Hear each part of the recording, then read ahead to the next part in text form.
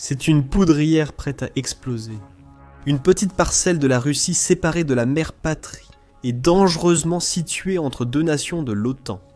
Et maintenant, la Russie cherche comment l'utiliser pour garder un œil sur l'OTAN, se préparant à toute éventuelle confrontation avec l'Organisation de défense collective. Bien sûr, nous parlons de Kaliningrad. Les satellites viennent de révéler le sombre secret de Kaliningrad de la Russie, alors que Vladimir Poutine a ordonné la construction de quelque chose de dangereux dans l'enclave. La nouvelle vient d'une source ukrainienne peu connue, Tochny, que Newsweek présente comme un groupe open source de chercheurs visant à fournir des rapports précis sur la guerre Russie-Ukraine.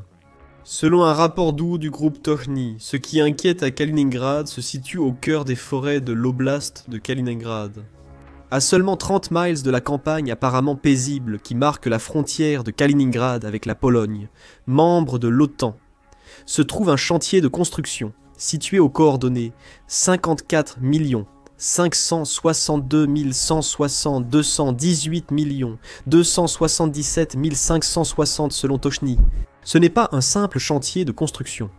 Il a attiré l'attention des chercheurs parce que les images satellites du site ont révélé la construction de quelque chose de bien plus grand que ce à quoi on aurait pu s'attendre, avec une géométrie très étrange. L'emplacement est à la fois isolé et proche de la frontière d'un pays que Poutine verrait sans doute comme ennemi et cible de la Russie. Cet emplacement a été choisi pour la construction d'un réseau d'antennes par la Russie. Un réseau si massif et manifestement de qualité militaire que la Russie pourra l'utiliser pour intercepter les communications de l'OTAN dans la région baltique et autour de la Pologne. Mais nous allons un peu trop vite. Les recherches de Tochny sur ce site intéressant remontent plus loin que vous ne l'imaginez. Comme l'indique son rapport d'août, le nouveau projet de construction de la Russie est apparu pour la première fois sur le radar du Collective Open Source Intelligence, ou Open Source Intelligence, en 2023. À l'époque, cette découverte n'a guère attiré l'attention des médias internationaux. Nous savions seulement qu'il y avait une construction. Mais déjà à l'époque, on voyait que quelque chose clochait. Des cercles concentriques étaient creusés dans le sol, rappelant les agroglyphes qui fascinent les passionnés de objets, volants non identifiés. Cependant, ces cercles étaient construits avec une grande précision et apparaissaient en même temps que ce qui semblait être des voies d'accès entre eux. Toutes menaient à un canal central. Mais il y avait quelque chose de différent sur ce site, bien qu'encore en construction. Ce site, contrairement aux aménagements d'infrastructures classiques ou aux installations radars, ne présente aucun travail de fondation dispersé visible qui laisserait présager la construction d'autres structures solides à l'intérieur du périmètre, comme de grandes antennes paraboliques ou des structures destinées à protéger des radars, à l'exception du centre, où la zone a été nivelée, dit Tochny. Ces schémas de construction étranges révèlent que quoi que la Russie soit en train de construire, il ne s'agit pas d'une base militaire classique. Aucun entrepôt, caserne, piste d'atterrissage ou hangar n'est en construction. Juste des cercles concentriques et une zone centrale, illustrant les travaux de fondation typiques pour bâtir une structure solide. Cet élément principal, combiné à ce qui ressemble à des emplacements équidistants pour des poteaux, et au nombre limité de routes radiales reliant la masse centrale, tout cela indique un radar, plus précisément un réseau d'antennes en cercle, ou CDAA. Les CDAA ont de nombreuses utilisations, souvent attendues en contexte militaire. Ils aident les opérateurs à trianguler les signaux radio, très utiles pour la navigation radio et les missions de recherche et sauvetage, militaires ou civiles. Et si un gouvernement s'intéresse à ce genre de choses, il peut faire respecter les règles de diffusion pour s'assurer que les stations ne sont pas piratées, et que les gens n'écoutent pas des choses qu'ils ne sont pas censés entendre. Toutes ces utilisations sont acceptables. Cependant, il existe un quatrième usage qui va inquiéter beaucoup de gens au sein de l'OTAN, le renseignement. Imaginez un vaste réseau d'antennes captant tous les signaux radio échangés entre les forces de l'OTAN près de la frontière polonaise, près de Kaliningrad. Ces signaux interceptés pourraient révéler à la Russie les plans de l'OTAN dans tout scénario. Si la ressource OTAN passe de la Pologne aux Pays-Baltes, la Russie le saura. Y a-t-il un exercice en cours de planification ou déjà en cours en Pologne? À portée de l'antenne, la Russie captera les signaux radio de ses opérations. L'OTAN se prépare-t-elle à défendre ou à envahir Kaliningrad dans l'éventualité d'une guerre totale entre elle et la Russie? Toute action de l'OTAN pourrait bénéficier à Poutine et son armée. Revenons au rapport Tochny. Il précise que les premiers signes de construction ont été visibles sur des images satellites dès mars 2023 avec l'apparition de travaux routiers dans une zone apparemment anodine de la forêt de Kaliningrad. Mi-2025, des travaux d'excavation et de terrassement étaient visibles, ainsi que les 2 premiers des 8 anneaux concentriques entourant la masse centrale. Nous en avons déjà parlé. La Russie travaillait vite, et avait commencé tôt, montrant son intention d'espionner l'OTAN en Pologne et aux environs. En juillet 2024, Tochny affirme que le site était presque dans sa forme finale de CDAA, avec les murs périphériques finis et de nombreuses routes secondaires connectées. Les cercles étaient terminés. Un an plus tard, de petits bâtiments étaient apparus, et les cercles concentriques des antennes étaient clairement visibles par Sentinel-2. C'était la principale source d'information pour Tochny et la communauté Open Source Intelligence. Le monde a sans doute ignoré ce qui s'est produit dans ce coin isolé de forêt en 2023. Maintenant, tout le monde devrait prêter attention à ce nouveau site. Pourquoi? Nous allons aborder les multiples réponses à cette question dans un instant. Il faut souligner que le réseau d'antennes construit dans une forêt près de la frontière à Kaliningrad n'est pas un cas isolé d'infrastructures militaires russes dans l'enclave. Kaliningrad a longtemps servi de bastion militaire russe, abritant missiles et troupes pendant des décennies. Récemment, il ne s'agit plus seulement de construire un réseau d'antennes. Revenons au 16 juin. Le Kiev indépendant a indiqué que la Russie lancerait un programme d'expansion de 5 sites nucléaires proches de pays d'Europe occidentale pouvant devenir des cibles en cas de guerre. Parmi les 5 modernisations, celle de Kaliningrad était sans doute la plus marquante. Le Kiev indépendant indique que des photos satellites semblaient montrer que la Russie rénovait complètement un site présumé de stockage d'armes nucléaires, en ajoutant des clôtures à triple couche, des équipements de communication avancés et de nouveaux bâtiments sur le site. N'oubliez pas que ce site, selon le ministre polonais des Affaires étrangères, Radosław Sikorski, pourrait héberger jusqu'à 100 ogives nucléaires tactiques que la Russie pourrait utiliser contre l'Ukraine, la Pologne, les États baltes et d'autres pays européens. Ah, avons-nous oublié de préciser que Kaliningrad serait l'un des sites de stockage d'armes nucléaires tactiques russes? C'est le cas. Et vous comprenez peut-être déjà l'importance de cette enclave isolée pour Poutine et ses futurs projets contre les membres européens de l'OTAN. En fait, des attaques provenant de Kaliningrad sont en cours pendant que nous parlons. Certes, il ne s'agit pas de frappes au sens conventionnel du terme. Des missiles armés d'ogives nucléaires ou d'explosifs conventionnels ne sont pas tirés depuis les silos de Kaliningrad en direction des ennemis de Poutine. Pourtant, ce que nous avons vu de Kaliningrad ces derniers mois, c'est une stratégie de guerre hybride par laquelle la Russie tente de déstabiliser les pays qu'elle considère comme ses ennemis. Ne servent pas au mieux les intérêts de Poutine. Le 3 juillet, les médias United 24 ont rapporté que des scientifiques polonais avaient été retracés des interférences répétées avec le système mondial de navigation par satellite, ou système mondial de navigation par satellite dans la mer Baltique, jusqu'à une installation côtière à Kaliningrad, combinée avec une autre installation à Saint-Pétersbourg. Ce centre de guerre électronique devait usurper les signaux système mondial de navigation par satellite, c'est-à-dire injecter de fausses données système mondial de navigation par satellite dans les équipements militaires ou civils. Les navires et avions sont des cibles. United 24 précisant que le spoofing russe peut détourner les systèmes de pilote automatiques et les envoyer hors trajectoire. C'est risqué pour tout navire ou avion avec peu de carburant devant atteindre sa destination. Sans gérer les détournements dus à la guerre hybride russe, le ministre estonien des Affaires étrangères, Margus Schachner, a expliqué que la Russie utilise le spoofing système mondial de navigation par satellite pour perturber nos vies et violer divers accords internationaux.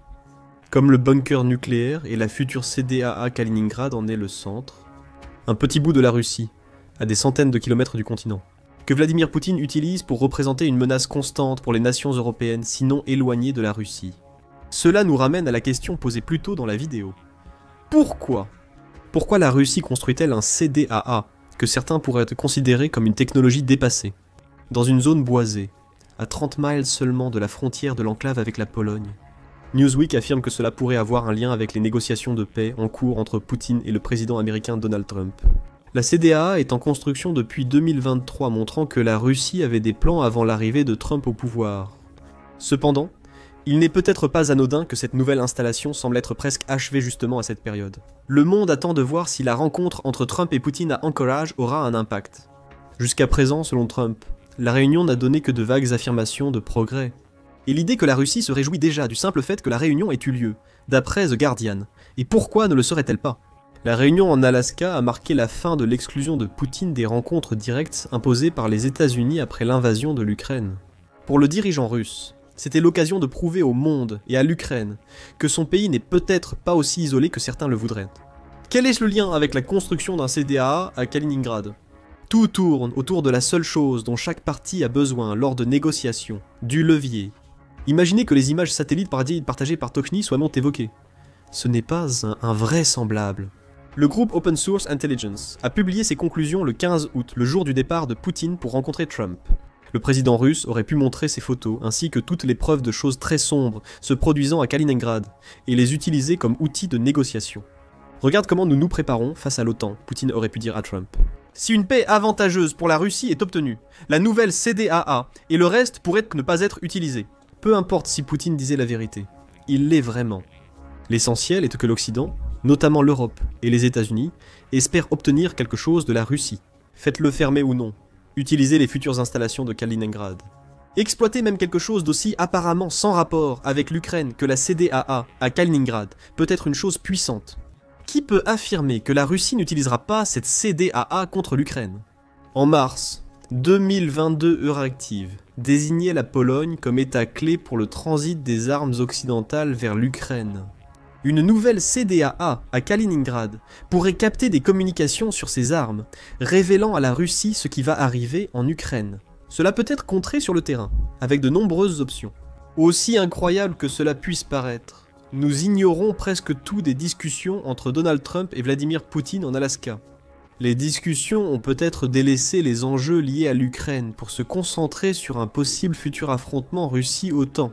Si Vladimir Poutine n'obtient pas gain de cause, le statut d'enclave de Kaliningrad est précieux pour la Russie pour cette raison. Mais éloignons-nous des hypothèses un instant et passons à quelque chose de plus concret. Deux autres raisons pour lesquelles cette CDAA est si préoccupante sont sa taille impressionnante et son emplacement. Tochny dit que les images satellites montrent que le nouveau réseau d'antennes de la Russie le place bien au-dessus de la taille des CDAA connues, ce que nous n'avons pas encore mentionné. Ce n'est pas une CDAA comme celle que vous pourriez trouver ailleurs. Elle est beaucoup plus grande, donc son potentiel d'interception de signaux dépasse toutes les CDAA vues jusqu'ici. Des sources indiquent que la CDAA de Kaliningrad en Russie mesure environ 1600 mètres de diamètre, ce qui équivaut à un peu moins d'un mile. Le compte X d'Open Source Intelligence Warfare explique pourquoi cette taille est problématique. Le système d'antenne circulaire CDAA mesurant près de 16 km de diamètre, bien plus grand que les installations classiques, il servirait au renseignement électromagnétique et à la guerre électronique. Il dit que cela pourrait servir à intercepter les communications de l'OTAN, surveiller les troupes et garder le contact avec les sous-marins russes. Outre sa taille, l'emplacement de ce nouveau CDAA suscite aussi de vives inquiétudes. Nous avons déjà mentionné qu'il se trouve à seulement 30 miles de la frontière de Kaliningrad avec la Pologne. Comme le souligne Newsweek, cela signifie aussi que le CDAA russe est à seulement 70 miles de la côte baltique. Tochny ajoute à cela, en déclarant « L'installation d'une structure de type CDAA dans cette région est stratégiquement logique. Une telle installation permettrait à la Russie de surveiller les communications électroniques de l'OTAN à travers l'Europe de l'Est et la région baltique. Plus inquiétant, des capacités Very Low Frequency ou Low Frequency pourraient faciliter la communication avec des sous-marins immergés en mer Baltique ou dans l'Atlantique Nord. Pensez à ce que cela signifie non seulement du point de vue du renseignement, mais aussi en termes de capacité de la Russie à mener des opérations sur la base de ces informations. Nous ignorons totalement le nombre et l'identité des sous-marins russes présents sous la mer Baltique. Le Carnegie Endowment for International Peace indique que la flotte russe de la Baltique n'a qu'un sous-marin, contre 90 à 130 à l'époque soviétique. La mer Baltique rejoint la mer du Nord, puis l'Atlantique via plusieurs détroits au Danemark. Nous savons que les sous-marins russes traversent ces détroits danois en faisant surface, comme l'exige le droit international. Mais qui peut dire que cela se produit à chaque fois? Est-il possible que la Russie fasse entrer et sortir ses sous-marins de la mer Baltique depuis des années, juste sous le nez de l'OTAN? Peut-être. Sachant comment la Russie fonctionne, ce peut-être devrait probablement être très probable.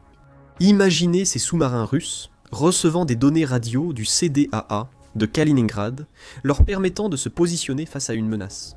Un navire de l'OTAN, peut-être, qui est utilisé pour établir la supériorité de l'organisation en mer Baltique lors d'un conflit avec la Russie. Ou simplement des informations permettant aux navires russes d'espionner en mer Baltique tout en évitant des poursuivants.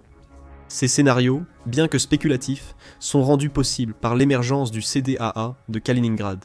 Même sans utiliser son CDAA à ses fins, la Russie pourrait l'employer pour causer de sérieux problèmes aux militaires et civils en mer Baltique.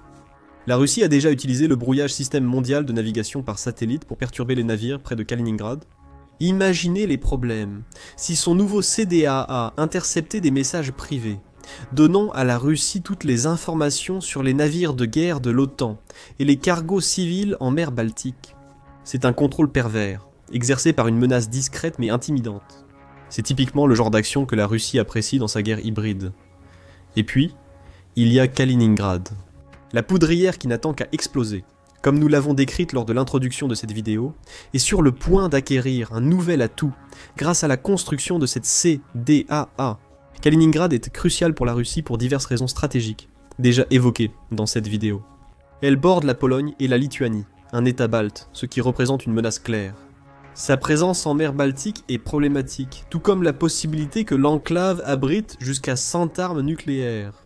Cependant, un autre aspect de l'importance de Kaliningrad réside dans sa proximité avec le corridor de Suwałki. Cette bande de 65 km entre Kaliningrad, la Pologne, la Lituanie et la Biélorussie alliée à la Russie est vue par certains comme l'un des endroits les plus dangereux d'Europe. Politico précise que les planificateurs militaires occidentaux estiment que cette zone serait parmi les premières cibles du président russe. S'il décidait un jour d'étendre la guerre en Ukraine à une confrontation armée avec l'OTAN, contrôler rapidement le corridor de Savolki assurerait à la Russie une liaison terrestre avec Kaliningrad. Il ne faut donc pas s'étonner que la Russie militarise autant son enclave dans la perspective d'un affrontement avec l'OTAN. Poutine chercherait sûrement à sécuriser cette parcelle de terre, et y parviendrait probablement. Avec des frappes et des troupes depuis Kaliningrad, la nouvelle CDAA de la Russie ne ferait qu'aider dans ce contexte, en fournissant des renseignements vitaux qui pourraient permettre à la Russie de contrer toute défense. La Pologne et la Lituanie renforcent dans le corridor de Savolki. Des doutes subsistent sur l'utilité de Kaliningrad, bien que le centre d'analyse navale les qualifiait de forteresse imprenable, où cela pourrait finir par être un point faible pour la Russie. L'enclave, devenue l'Alamo russe, reste entourée de mystères à cause du secret général de la Russie. Cela ne serait résolu que si une guerre éclatait entre la Russie et l'OTAN. Cette guerre devrait-elle avoir lieu ? Certains estiment que Kaliningrad s'effondrerait si vite que son nouveau CDAA et tout ce que la Russie y a construit ou stocké perdrait de toute importance. En juillet, le général Chris Donahu, commandant de l'armée américaine en Europe et en Afrique, a déclaré que l'OTAN pourrait prendre Kaliningrad très rapidement. L'implication est que la force navale et aérienne combinée de l'OTAN serait suffisante pour rendre Kaliningrad insignifiant. Mais est-ce vraiment le cas ? Nous le saurons seulement si la guerre, que personne à l'OTAN ne souhaite, éclate. Pour l'instant, la seule chose que l'on puisse affirmer avec certitude, c'est que la Russie travaille à la construction de ce qui pourrait être le plus grand CDAA du monde à Kaliningrad. Les travaux ne sont pas encore terminés, mais la Russie se rapproche de la mise en service du CDAA. Quand cela arrivera, tout ennemi de la Russie dans la Baltique devra affronter un nouveau problème. L'OTAN doit aussi se préoccuper de la situation en Biélorussie, de l'autre côté du couloir de Savolki. Si ce qui se passe à Kaliningrad est un sombre secret, Poutine veut que ses ennemis sachent le déploiement de missiles russes à l'Aftran, à la frontière de l'OTAN, en Biélorussie. Regardez notre vidéo et abonnez-vous à The Military Show pour suivre l'actualité de l'oblast de Kaliningrad. Merci, comme toujours, de nous regarder.